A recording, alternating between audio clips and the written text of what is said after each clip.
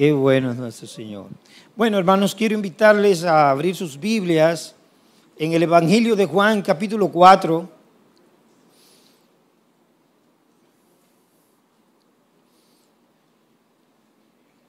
Y en esta mañana vamos a mirar el último acto de esta historia tan hermosa y tan gloriosa del encuentro de nuestro Señor Jesucristo con la mujer samaritana. Quiero que podamos leer a partir del versículo 31 al 42. Dice la Escritura: mientras tanto, los discípulos le rogaban: Rabí, come. Pero él les dijo: yo tengo para comer una comida que ustedes no saben. Entonces los discípulos se decían entre sí: ¿le habrá traído alguien de comer?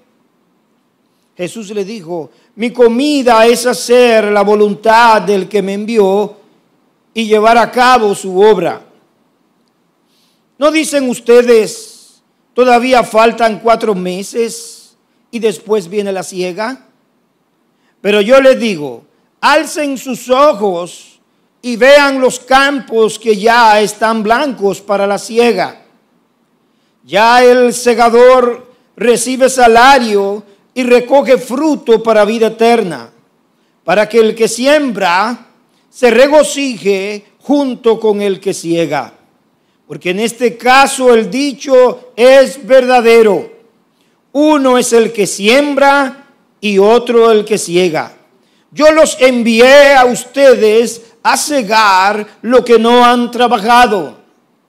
Otros han trabajado y ustedes han entrado en su labor. Y de aquella ciudad muchos de los samaritanos creyeron en él por la palabra de la mujer que daba testimonio diciendo: él me ha dicho todo lo que yo he hecho. De modo que cuando los samaritanos vinieron, rogaban a Jesús que se quedara con ellos. Y él se quedó aún allí 2 días. Muchos más creyeron por su palabra y decían a la mujer: ya no creemos por lo que tú has dicho, porque nosotros mismos le hemos oído y sabemos que este es el Salvador del mundo. Padre, gracias en esta mañana por tu palabra. Gracias, oh Señor, porque tu palabra es lámpara a nuestros pies y lumbrera a nuestro camino. Gracias porque ella alumbra nuestra oscuridad. Gracias, oh Señor, porque ella es alimento para nuestras almas. Te damos gracias por tu palabra y oramos en esta mañana que esa palabra tú la puedas traer, oh Señor, con gracia, de tal manera que traspase nuestros corazones. Oramos que tu palabra alumbre nuestros sentidos en esta mañana, Señor, y que así como los discípulos fueron desafiados y encomendados, nosotros también lo seamos en esta mañana por tu misma palabra. Oramos por denuedo, oramos por gracia, oramos por la unción de tu Espíritu Santo para poder predicar tu palabra como conviene. Por favor, Señor, háblanos, porque te lo pedimos en el nombre de Jesús, nuestro Salvador. Amén y amén. El versículo 27 nos dice que sus discípulos estuvieron ausentes de toda la historia que había acontecido, del diálogo que había ocurrido entre Jesús y esta mujer. Pocas veces ocurre así, pocas veces tenemos episodios de Jesús con alguien en ausencia de sus discípulos. Pero aquí ocurre toda una conversación entre Jesús y esta mujer de Samaria en ausencia de sus discípulos, ninguno de ellos estuvo presente. Pero el versículo 27 nos dice que ellos llegaron de una manera providencial, llegaron cuando la conversación prácticamente había terminado. Dice que en esto llegaron sus discípulos y se admiraron de que hablara con una mujer. Pero ninguno le preguntó, ¿qué tratas de averiguar? ¿O por qué hablas con ella? Entonces la mujer dejó su cántaro, fue a la ciudad y dijo a los hombres, vengan, vean a un hombre que me ha dicho todo lo que yo he hecho. ¿No será este el Cristo? Y salieron de la ciudad y fueron a donde él estaba. Se admiraron, dice Juan. Su admiración es el resultado también de sus prejuicios. Porque como judíos estaban admirados, no solo de que un judío estuviera sosteniendo una conversación con una mujer sola en un pozo, sino quién la estaba sosteniendo. El rabí, su maestro, nuestro Señor Jesucristo. Se admiraron por sus prejuicios, sí, pero también se admiraron por el rechazo propio de los judíos a algo como lo que habían presenciado. El machismo imperante también de aquellos días, al considerar que era una pérdida de tiempo tratar de instruir a una mujer. Y muchos libros lo enseñan, es decir, es algo vano tratar de instruir a una mujer. Muchos libros de aquellos días. Y eso, que los discípulos no conocían el trasfondo pecaminoso de esta mujer. Solo Cristo lo conoció en intimidad al cuestionarle sobre su marido. Pero dice el Juan que a pesar de que se admiraron, ninguno de ellos se atrevió a preguntarle acerca de qué o por qué estaba conversando con esta mujer. Pero nuestro Señor Jesucristo, su amor y su misericordia no están atados a los esquemas, a los estándares mundanos de ninguna cultura, ni ayer ni hoy. Su amor derrumba todos los muros. Aleluya. Sus acciones les maravillaron a ellos y aún nos siguen maravillando a nosotros también. Nos asombra su gracia. ¿Cuántos han asombrado por la gracia del Señor? Nos asombra su misericordia con los pecadores. Nos asombra su bondad. Nos asombra su paciencia. Nos asombra su poder transformador. Sí, nos asombra su cuidado para con nosotros. Nos asombra, amén, su gran bondad para con nosotros. Y dice Juan que en ese momento en que el Señor ya se había declarado a esta mujer, yo soy el que habla contigo, llegaron sus discípulos. Qué conveniente en la providencia de nuestro Dios. No llegaron antes para interrumpir la conversación, pero tampoco llegaron después para perderse esa última parte tan importante. Llegaron en el momento apropiado. Nosotros decimos, qué coincidencia y qué suerte.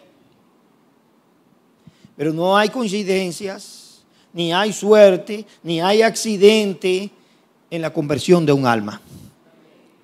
Todo está planeado por el Señor.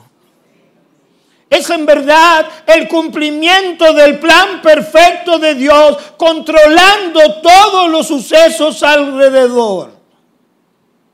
Piensa en su conversión. ¿Cómo ocurrió su conversión? ¿Cómo el Señor guió todas las cosas para que usted le conociera? ¿Cuántos tienen memoria de ese día en que conocieron al Señor? ¿Cómo su plan es tan perfecto? Él dijo a sus discípulos En el capítulo 10 de este mismo capítulo, yo tengo otras ovejas que no son de este redil, dice el versículo 16. Yo tengo otras ovejas que no son de este redil, son mías. Yo tengo otras ovejas que no son de este redil. A esas también yo debo traerlas y oirán mi voz y serán un rebaño con un solo pastor. Eso ocurrirá, dice el Señor. Yo debo traerlas y oirán mi voz y serán un rebaño con un solo pastor. Esto ocurrirá sí o sí.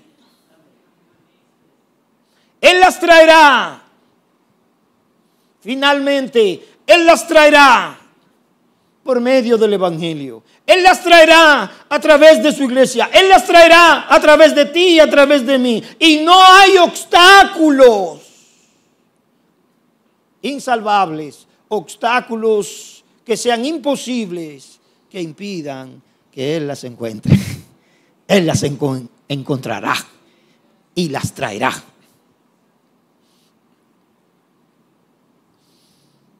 Traigo a memoria la conversión mía y de varios de mis hermanos y también de mi madre. Algo repentino. Una providencia trajo el Evangelio a nuestro hogar. Un cambio repentino de circunstancias hizo que fuéramos relocalizados en la ciudad, en otro sector, en otro lugar, que no nos parecía buena idea.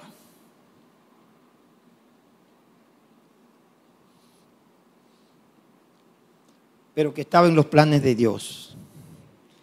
Porque es allí donde conocimos al Señor de una manera maravillosa.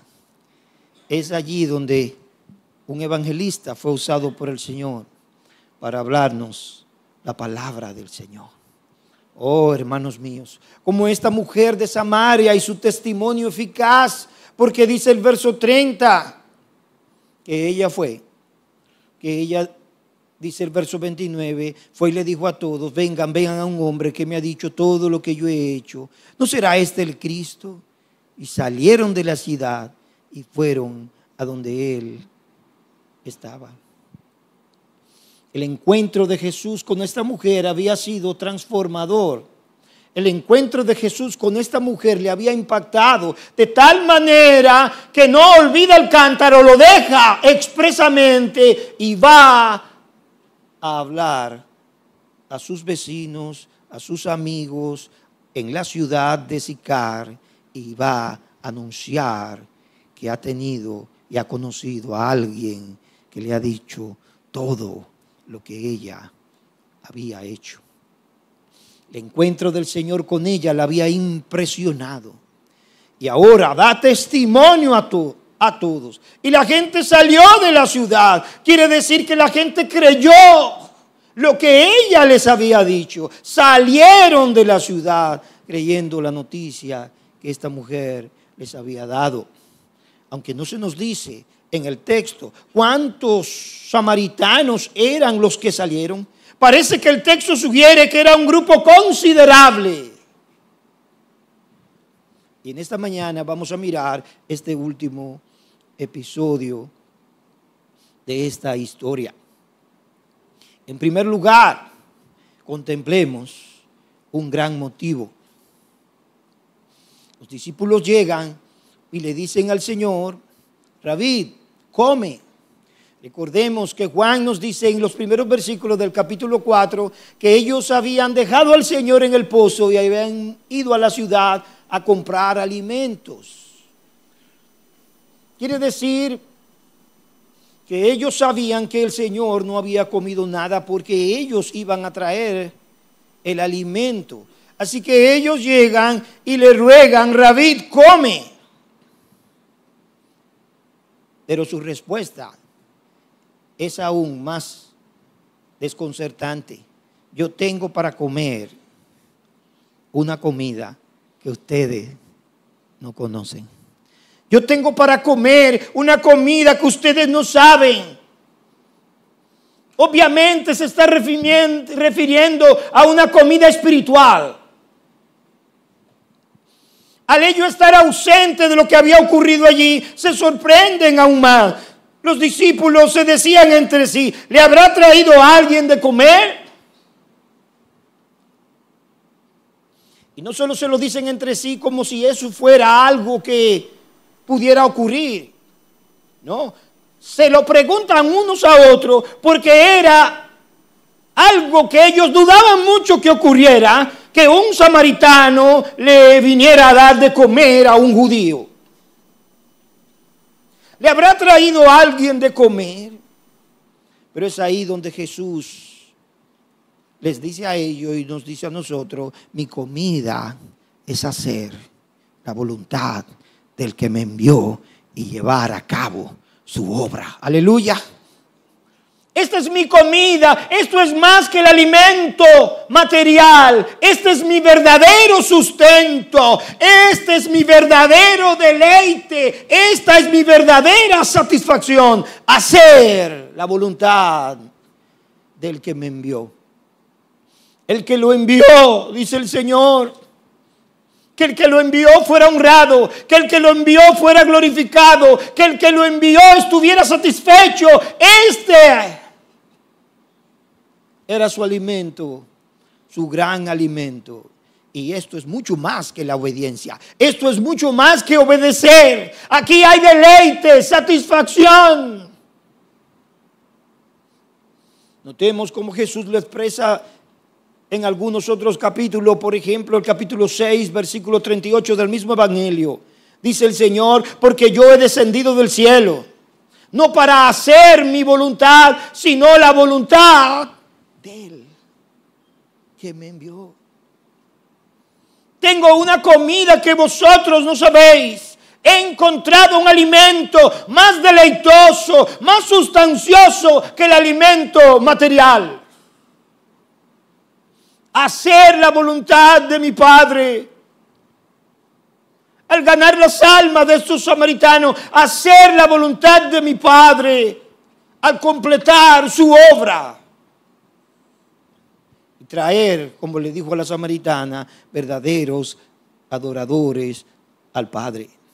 Este era de máximo interés para el Señor Jesucristo, que los pecadores vinieran a Él y fueran salvos. Esto traería satisfacción, deleite y gozo a aquel que le había enviado. Que muchos pecadores tomaran del agua de la vida que Él le ofrecía. Como le había dicho a esta mujer. El capítulo 7 del mismo evangelio, versículo 18, nos dice que Cristo dijo, el que habla de sí mismo busca su propia gloria, pero aquel que busca la gloria del que le envió, Él es verdadero y no hay injusticia en Él. ¿Qué es lo que busca el Señor? La gloria del que le envió. Sí, porque de tal manera amó Dios al mundo que ha dado a su Hijo unigénito, para que todo aquel que en Él cree no se pierda, mas tenga vida eterna. Salvar las almas e ir en pos de ella, esto trae gloria al que le envió. Pero es esa gloria, es ese honor, aquello que satisface y trae gran deleite al corazón de nuestro Señor. Ese es el gran motivo, amados míos. Ese es el gran motivo de la evangelización y de las misiones. Este es el gran motivo de la evangelización y de las misiones. Va mucho más allá que las almas crean o no crean. Que nuestro Señor sea glorificado. Que nuestro Señor se deleite. Que nuestro Señor sea honrado. Aquí está. Y debemos preguntarnos, ¿qué nos mueve a hacer lo que hacemos? Bueno, pudiéramos responder, la necesidad que hay en el mundo. Bueno, esa sería una buena respuesta, porque nosotros, por el amor que Él ha derramado en nuestros corazones, amamos a nuestro prójimo y queremos su bien. Que la gente no se vaya al infierno. Esta también sería una excelente respuesta, porque no queremos que la gente vaya al infierno, como tampoco nuestro Señor quiere que se pierdan. Pero lo que movía al Señor era mucho más grande que las dos cosas. Que el Padre fuera complacido. Que el Padre fuera complacido. Hacer la voluntad de mi Padre. Esto es por sobre todo el mayor y más grande objetivo. Y este debe ser el más grande motivo para nosotros. Que Cristo sea complacido. Que Cristo sea honrado. Que Cristo sea glorificado y adorado. Cristo debe ser el centro y no el hombre. Como Dios mismo era el centro de su misión y no el hombre. Queremos que las vidas se salven, pero el centro por lo que hacemos y por lo que respondemos a lo que respondemos es la gloria de Dios.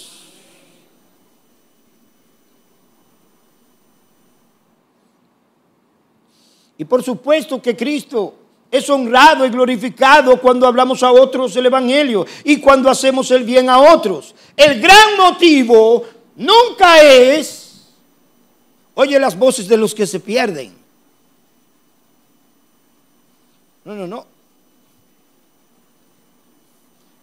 La Biblia no nos presenta un cuadro para motivarnos a hacer lo que debemos hacer de las almas que están en el infierno.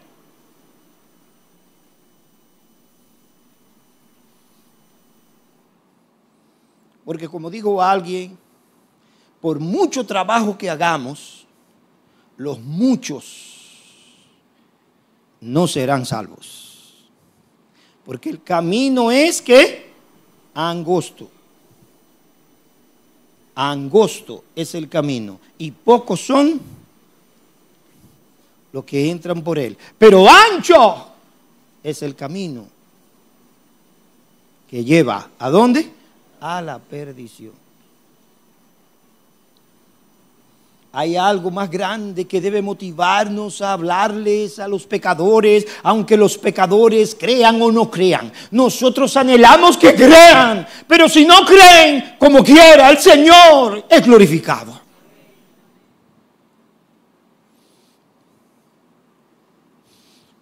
El escritor a los Hebreos, su carta capítulo 6, versículo 10, les dice, porque Dios no es injusto como para olvidarse de la obra de ustedes y del amor que han mostrado. ¿Hacia quién? Hacia su nombre, habiendo servido y sirviendo aún ¿a quién? A los santos. Pero noten el texto. Él pudo haber dicho, porque Dios no es injusto como para olvidarse de la obra de ustedes, habiendo servido y sirviendo aún a los santos. ¿Cuántos creen que Dios quiere que sirvamos a los santos? Amén. Pero Él le antepone el más grande propósito y la más grande meta. ¿Cuál es? El amor que han mostrado. ¿A quién? Hacia su nombre. Por supuesto, aquí hay como una moneda con doble cara. Pero hay una cara primaria, el amor a su nombre. Amarás al Señor tu Dios con todo tu corazón, con toda tu alma, con toda tu fuerza, con toda tu mente. Este es el primero y más grande mandamiento. Y el segundo, Cristo dijo que es segundo.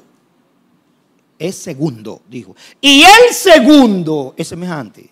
Amarás a tu prójimo, ¿qué? Como a ti mismo. Pero no creo que amemos a nuestro prójimo como nosotros mismos, si el primero no es una realidad en nuestros corazones. Que la gente no vaya al infierno no es el gran motivo por que debemos predicar y ser testigos del Señor. Que Cristo sea exaltado y conocido, sí lo es. Noten a Pablo hablando a los Romanos en el capítulo 1, versículo 5. Es por medio de él, dice Pablo, que hemos recibido la gracia y el apostolado para promover la obediencia a la fe. Esto es evangelismo. Para promover la obediencia a la fe entre todos los gentiles. ¿Cuál es la gran motivación de Pablo? ¿Por amor a quién? Por amor a su nombre. Es el amor a su nombre lo que debe arder en nuestros corazones, más que cualquier otro asunto. Por amor a su nombre. ¿Por qué quiere Pablo que las naciones crean? Aquí está la gran meta del evangelio, el renombre de Cristo. Este es el objetivo principal. No es solo la salvación del pecador, pero la gloria de su nombre. Porque este es el gran objetivo de Dios mismo. Que todos le adoren, que todos le exalten. Amén. Sí. John Stott, comentando este texto, dice: el motivo más elevado para la obra misionera no es ni la obediencia a la gran comisión, por importante que ésta sea, ni el amor por los pecadores que se pierden, por fuerte que sea este incentivo, sobre todo cuando entendemos la ira de Dios, sino el celo fogoso y apasionado por la gloria y el honor de Jesucristo. Que todos le adoren, que todos le confiesen. Este es el deseo del Padre. Por eso le exaltó y le dio un nombre que es sobre todo nombre, para que en el nombre de Jesús se doble toda rodilla y toda lengua confiese que Jesucristo es el Señor.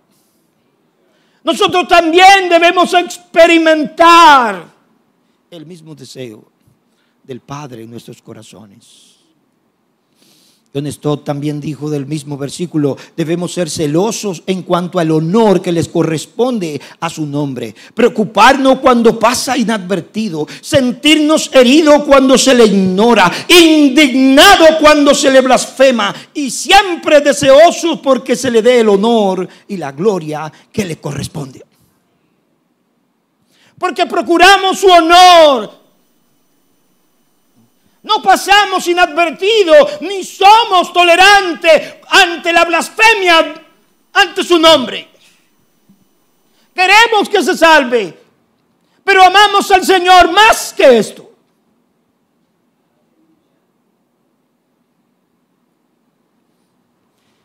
Porque entre paréntesis hay creyentes que dicen: no, yo soporto sus blasfemias porque yo quiero que se salve. Entonces tú estás amando más a Él que a Cristo. Aquí hay un asunto que está, ¿qué? Desvirtuado. Lo amamos a Él, pero no toleramos la blasfemia ante su nombre, porque nuestro gran amor es Jesús. No le honramos cuando callamos, amados míos, claro que no. No traemos gloria a su nombre cuando ocultamos la belleza de nuestro Señor, las virtudes de nuestro Señor. ¿Cuántos necesitan gracia para poder hacer esto? Sí, gracia para que esto sea una realidad en cada uno de nosotros. Gracia para que podamos responder con pasión y con gozo a este supremo llamado. Pablo lo puso así con aquellos que le rogaban que no fuera a Jerusalén. Hechos capítulo 20, versículo 24. Pero de ninguna cosa hago caso, ni estimo preciosa mi vida para mí mismo, con tal que acabe mi carrera con gozo y el ministerio que recibí del Señor Jesús, para dar testimonio del evangelio de la gracia de Dios. Miremos en segundo lugar, versículo 34-36, un gran llamado. Nos dice, Jesús le dijo: mi comida es hacer la voluntad del que me envió y llevar a cabo su obra. ¿No dicen ustedes todavía faltan 4 meses y después viene la siega? Pero yo les digo, alcen sus ojos y vean los campos que ya están blancos para la siega. Ya el segador recibe salario y recoge fruto para vida eterna, para que el que siembra se regocije junto con el que siega. Porque en este caso el dicho es verdadero: uno es el que siembra y otro el que siega. Yo los envié a ustedes a segar lo que no han trabajado. Otros han trabajado y ustedes han entrado en su labor. Aquí hay un llamado que no puede esperar. Y Él se lo pone muy claro. Lo está comisionando nuevamente. Siembra y siega. Y en el contexto inmediato, cosechar, segar. Lo está enviando, le está diciendo: levanten su mirada, vean lo que no se ve. Notemos que le dice: ¿no decís vosotros? Todavía faltan 4 meses para la siega. En otra palabra, ellos están viendo los campos físicos, el cereal allí sembrado. Todavía no se ve nada. No sabemos si este dicho era un refrán entre ellos o en verdad ellos estaban diciendo estas cosas. Todavía no hay fruto, todavía faltan 4 meses. Pero Jesús les dice: ustedes están diciendo, todavía faltan 4 meses. Hay una gran paradoja aquí. Faltan 4 meses para que el fruto de la tierra en verdad brote. Pero alzad vuestros ojos y mirad, porque los campos, ¿qué? Ya están blancos. Usted sabe que cuando ya el fruto del cereal está listo, se pone como blanco. Jesús está mirando lo que ellos no están viendo. Le está impartiendo la visión espiritual del campo espiritual de las almas. Los campos ya están listos. Y a ustedes les toca recoger la cosecha. Mañana recogerán una cosecha aún mayor. Pero mirad que los campos ya están listos. ¿Por qué el Señor le dice estas cosas? El libro de los Hechos nos dice lo que va a pasar, lo que pasó en Hechos 8, en Samaria.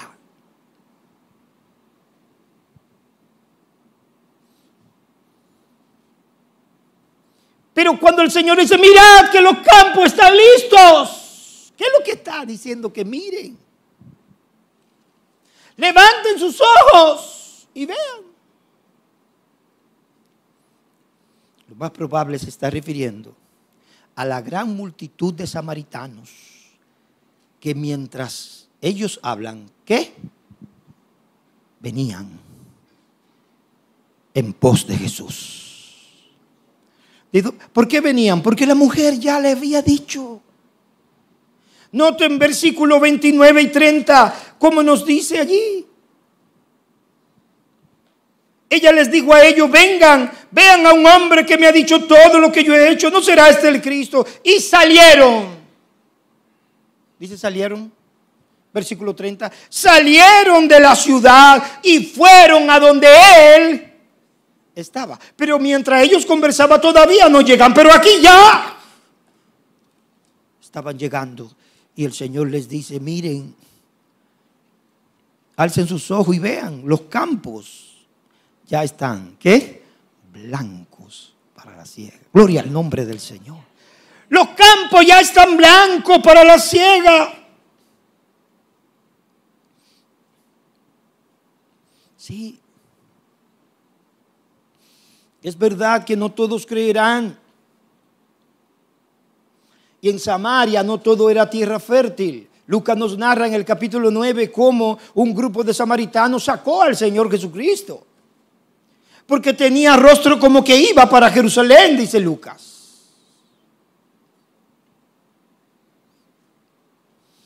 No pensemos que toda Samaria creyó, pero aquí en Sicar muchos creyeron en él.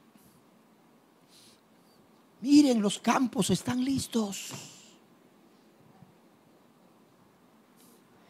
Pero nosotros decimos, no, todavía falta.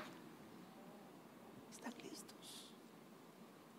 Está diciendo el Señor, esto es algo urgente, no hay tiempo que perder. Para Cristo es algo urgente. Como puede verse en esta exhortación, no se puede relajar esta misión, ni escudarse en la idea de que no es tiempo, todavía no es tiempo. Ya es el tiempo, le abran los ojos. Pero Señor, Samaria, esta gente son lo peor. Levanten los ojos, miren.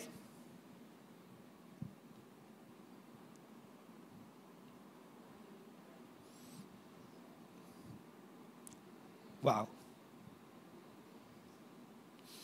Porque la persona que me evangelizó a mí no paró de hablar, aunque pensaba que yo era un caso perdido. Yo estoy predicando aquí hoy.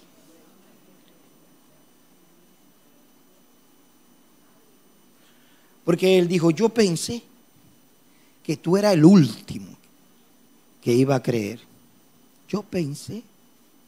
Pero no paró, siguió.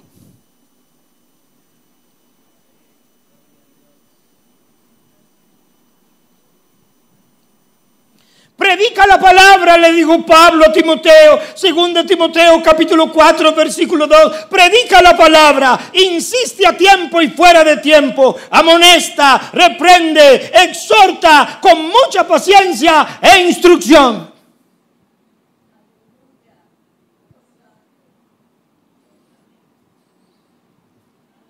No, porque yo voy a estar con mi prima hoy, pero esa mujer es tan dura que yo no pierdo mi tiempo con ella.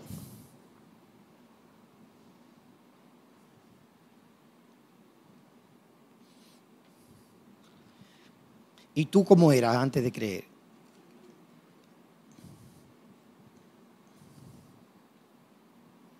Predica, insiste. ¿Cuándo? A tiempo. Y fuera, ¿qué? De tiempo. Amonesta, le dice, reprende, exhorta, con mucha, ¿qué? Paciencia y doctrina. Le dice en el versículo 5 del mismo capítulo 4, pero tú, sé sobrio en todas las cosas, sufre penalidades. Haz el trabajo, ¿de quién? De un evangelista. Cumple tu ministerio. Cúmplete. No estamos viendo nada, pero Jesús ve más allá de nosotros. Sembramos a nuestros hijos, aunque no vemos el fruto. Creemos en el Señor, porque queremos que Él sea honrado, que Él sea exaltado, que Él sea glorificado. Y le hablamos aunque no veamos, ¿qué? Nada. Hay necesidad de moverse, dice el Señor. Los campos ya están listos para la siega. Los discípulos tienen que ver la tarea que tienen por delante con un sentido de urgencia.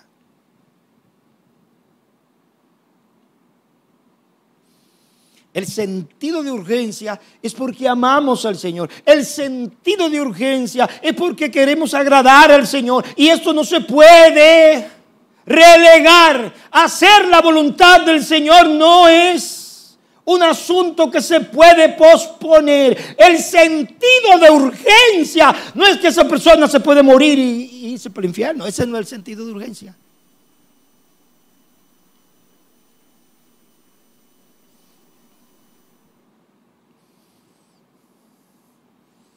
Porque nosotros sabemos que mis ovejas, ¿qué? Oyen mi voz y me siguen. Pero lo que Él anhela, yo también debo anhelarlo. Y debo anhelarlo con un sentido, ¿de qué? De urgencia. No, yo no puedo esperar que mi hijo cumpla tantos años. Yo no puedo esperar que pase eso. Yo no puedo esperar. Cristo quiere que esto se hable. ¿Cuándo? Ahora. Miren cómo Pablo le dijo a los romanos. Pablo no plantó la iglesia en Roma, pero noten cómo Pablo le escribe a los romanos, capítulo 1, versículo 14. Tengo obligación. ¿Cuál es la obligación? Tengo obligación tanto para con los griegos como para con los bárbaros. Tengo obligación para con los sabios como para los ignorantes. Tengo obligación, dice Pablo. Así, verso 15, que por mi parte estoy ansioso estoy de anunciar el evangelio también a ustedes que están en Roma. A griegos y a no griegos, le dice. A sabios y a no sabios. Reina Valera dice, soy deudor, tengo una deuda.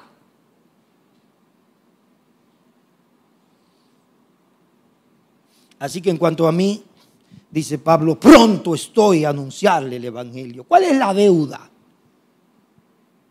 ¿Con quién es la deuda? Porque es a ti y a mí a quien se nos ha confiado el precioso evangelio de Jesucristo. Es a nosotros a quien se nos ha confiado esto. Pero no es para que nos quedemos con este evangelio que nos ha salvado, este evangelio glorioso que nos ha redimido, que nos ha transformado. Es para que lo demos a otros. Y en ese sentido tenemos una deuda con todos. Dice John MacArthur, aunque la salvación es enteramente la obra de Dios, ¿cuánto creen eso? Él ha escogido frágiles recipientes humanos en su plan de redención.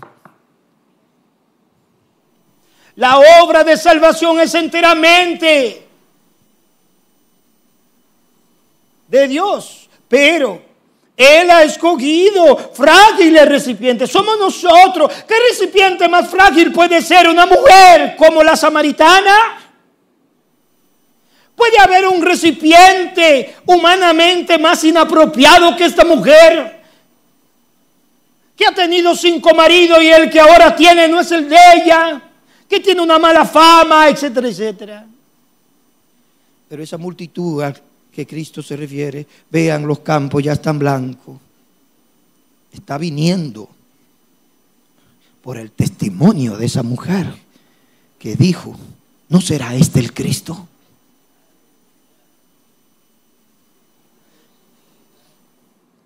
¿No será este el Cristo?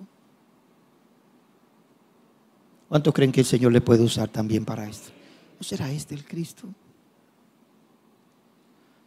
Mira lo que hizo con mi vida. Esto no es el evangelio, pero este le da una dirección para que vayan a Jesucristo. Mi testimonio no es el evangelio, pero mi testimonio le da credibilidad.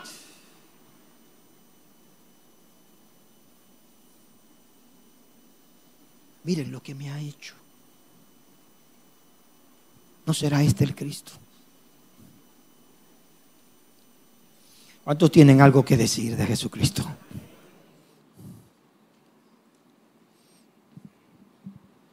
Tenemos que entregarle lo que se nos ha confiado. Y tenemos que hacerlo con gran anhelo, con gran pasión y con un sentido de urgencia. Pronto estoy, ansioso estoy a hablarles el evangelio. No se puede esperar.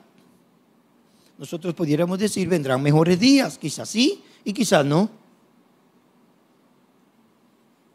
Pero el Señor te está diciendo, abre los ojos, porque los campos ya están blancos, no hay que esperar. Oh, hermanos, dice el salmista, Salmo 96, versículo 3. Cuenten su gloria entre las naciones, sus maravillas entre todos los pueblos, porque grande es el Señor y muy digno de ser alabado. Temible es Él sobre todos los dioses, porque todos los dioses de los pueblos son ídolos, pero el Señor hizo los cielos. ¿Y quiénes saben eso? Nosotros. cuenten su gloria, hablen de sus maravillas, porque grande es el Señor y muy digno de ser alabado. Pero notemos en tercer lugar y último una gran recompensa. No es en vano. No es en vano, porque nosotros sabemos que Él va a traer a su rebaño. Sabemos que nuestro trabajo no es estéril, porque Él nos ha dado garantía que Él va a traer a sus ovejas. Sabemos que nuestro trabajo no es en vano. No es en vano, Él dijo que las traerá. No, hermanos, no salimos a los campos, no vamos a las ciudades para ver,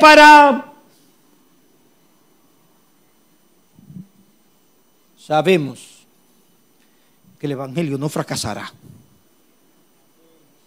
y que el remanente vendrá. Pero yo tengo que ir. Sabemos, hay una gran recompensa. Noten lo que dice el Señor, versículo 36.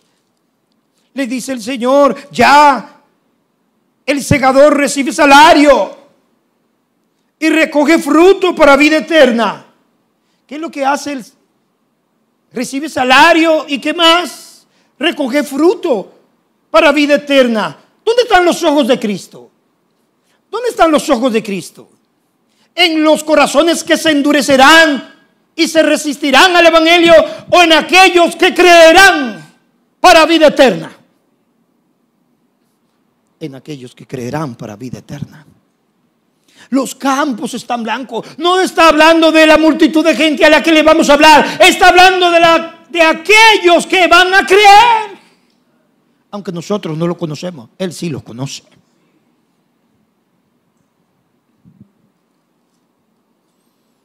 Ya el segador recibe salario, recoge fruto para vida eterna, para que el que siembra se regocije juntamente con el que siega. Claro, trabajar para la evangelización puede traer grandes decepciones. Sobre todo si nosotros no entendemos esto. Pero también sabemos que trae gran gozo. Gran gozo. Sí, los campos están blancos. Hay fruto, dice el Señor. Fruto para la eternidad. Gozo de ver estos que creen en la presencia del Señor. Hay un gran gozo. ¿No dice la Escritura que hay gozo? ¿Dónde? En los cielos. Cuando ¿cuántos pecadores se convierten?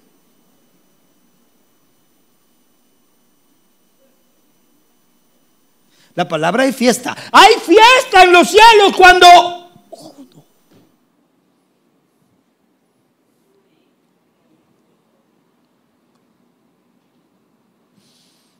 fruto para la eternidad, gozo. Todo el que gana almas para Cristo está haciendo algo que tiene consecuencias eternas, dice el Señor. Esto tiene consecuencias eternas. Su trabajo es para la eternidad. Porque ese fruto no se va a echar a perder. Jesús dijo que ese fruto es para vida, ¿qué? Eterna. Pero notemos la cooperación, porque hay cooperación aquí. El Señor está diciendo, el que ciega no está compitiendo con el que siembra. Noten, uno es el que siembra y otro el que ciega o cosecha. Ese evangelista que me predicó a mí cosechó lo que alguien sembró en mí unos años antes, que me dio una Biblia y que me habló a mí, pero no cosechó el fruto. Vino a cosecharlo aquel.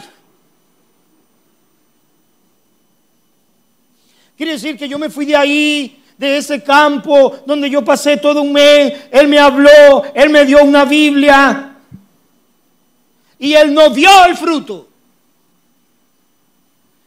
Pero cuidado, un día lo verá y se gozará juntamente con el que cosechó aquí. Gloria al nombre del Señor. Hay cooperación, dice el Señor Jesucristo. Hay cooperación, no hay competencia. De hecho, ustedes están trabajando en las labores de otro, dijo el Señor a los discípulos. Está trabajando con el sembrador. ¿Por qué? Porque el que ciega lo que está haciendo simplemente es completar el trabajo que el que sembró había comenzado. Por eso el sembrador y el segador se gozan juntos. Aunque no veamos el fruto, muchas veces sí lo vemos. Te dan la noticia que fulanita se convirtió y tú estabas harto de hablarle a esa fulanita, ¿sí o no? Pero quizás con el que se convirtió, él está creyendo que fue el sembrador. Pero no, él lo que está haciendo es que cosechando lo que tú sembraste. Quiero decirle que yo me he llegado a enojar. Es decir, que yo me maté hablándole. Y nunca creyó. Y ahora porque le predicó una sola vez, ese fulano ya se convirtió. Eso puede pasar con un familiar. Y decimos, ¡qué bárbaro! Eso puede pasar con un hijo tuyo. Viviste con él, le hiciste bien, le modelaste el evangelio y no cosechaste. Porque contigo no se convirtió. Y después viene y te dice, mami, me convertí.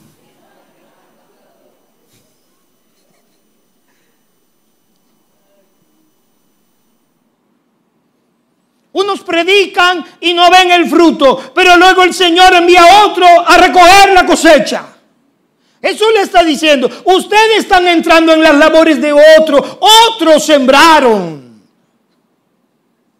Y a ustedes les va a tocar, ¿qué? Cosechar. En el contexto inmediato Jesús se está refiriendo a él mismo e incluso a la samaritana. Porque él había sembrado la palabra. Y ella también, porque lo que ella fue a hacer no es más que una siembra. Y ahora el Señor dice, a ustedes les va a tocar cosechar. Pero también ahí está el trabajo de Juan el Bautista, de los profetas, en fin. Yo los envié a cegar, dice el Señor. A ellos específicamente los mandé a cegar lo que el Señor había sembrado. A nosotros hoy se nos envía a las dos cosas. Se nos envía a sembrar lo que otros cosecharán y a cosechar lo que otros sembraron primero.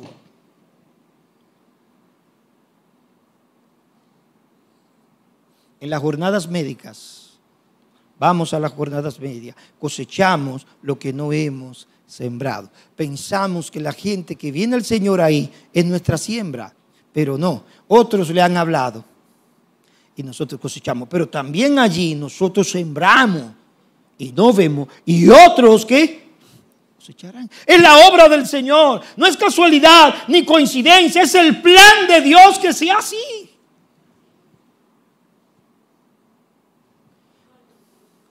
Dijo alguien, muy pocas almas son jamás salvadas por medio del ministerio de una sola persona. Oiga bien. Muy pocas almas son salvadas por medio del ministerio de una sola persona. ¿Qué le dijo Pablo a los Corintios? Yo sembré. ¿Qué? Apolo regó. Está hablando en el contexto de los Corintios. Pero el crecimiento ha dado el Señor.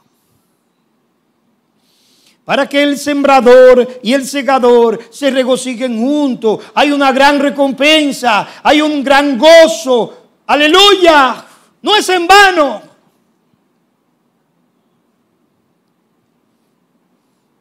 Pero es una norma del reino, dijo el Señor. Todos estamos llamados a hacer las dos tareas. No sabemos cuándo estamos sembrando. Muchas veces. O cuando cosechamos lo que no sembramos. Pero siempre habrá una cosecha que recoger. Siempre habrá una cosecha que recoger. Sembramos la semilla con la predicación del Evangelio. No hay otra forma de sembrar la semilla, con la predicación del Evangelio, con la obra de amor que hacemos a favor de los perdidos. Mateo capítulo 5 verso 16. Así brille la luz de ustedes delante de los hombres, para que vean sus buenas obras y glorifiquen a su Padre que está en los cielos. Esa es la gran meta, que glorifiquen a su Padre que está en los cielos. Para que vean vuestras buenas acciones, es decir, todo lo que contribuye al bienestar de las personas. No nos cansemos de hacer el bien. Gálatas 6:9, pues a su tiempo, ¿qué? Segaremos si no desmayamos. A su tiempo, si no desmayamos, vamos a segar, dijo Pablo. Y no nos olvidemos que anunciar el Evangelio es el mejor bien que podemos hacerle a las personas. Mire el versículo 39 al 41 para concluir. Una conversión grandiosa de samaritanos. Dice el versículo 39, y de aquella ciudad muchos. ¿Cuántos? Muchos de los samaritanos creyeron en él. Noten, por la palabra, ¿de quién? De la mujer que daba testimonio diciendo, él me dijo todo lo que yo he hecho. Pero esos muchos fueron los que vinieron para oír del mismo Jesús la palabra. De modo que cuando los samaritanos vinieron, rogaban a Jesús que se quedara con ellos. Y él se quedó allí 2 días. Muchos más creyeron por su palabra y decían a la mujer, ya no creemos por lo que tú nos has dicho, porque nosotros mismos, aleluya, porque nosotros mismos, ¿qué? Le hemos oído y sabemos que este es en verdad el Salvador del mundo. Aleluya, gloria al nombre del Señor. ¡Qué gozo, qué regocijo! Esta gente fue impactada por las palabras de esta mujer y corrieron a Jesús. Porque sabemos que una relación personal con Cristo es esencial e imprescindible para la salvación. 2 días con ellos, imagínense, 2 días en esa ciudad, el Señor para ellos solo.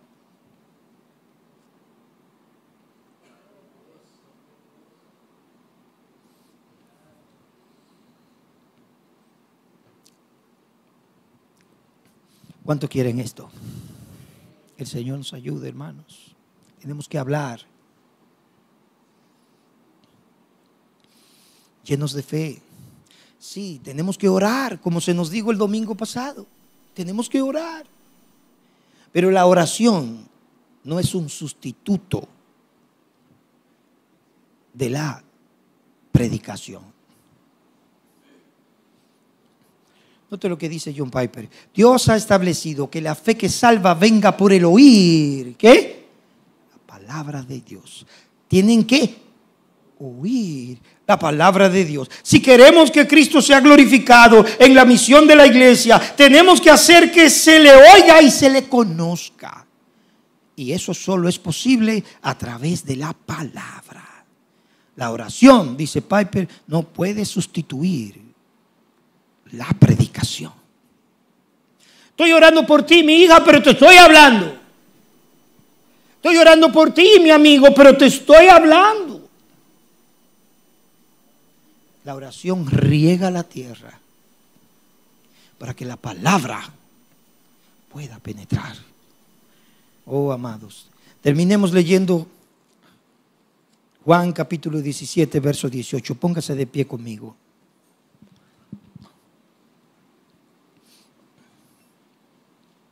La oración de Jesús al Padre intercediendo por sus discípulos. Dice así: como tú me enviaste al mundo, ¿qué? Yo también los he enviado al mundo. Y por ello yo me santifico, para que ellos también sean santificados en la verdad. Pero no ruego solo por ellos, sino también, ¿por quién? Por los que han de creer en mí, por la palabra de ellos. No ruego solo por estos, sino también por los que han de creer en mí, por la palabra de ellos. Gracias, Señor, por tu palabra en esta hora.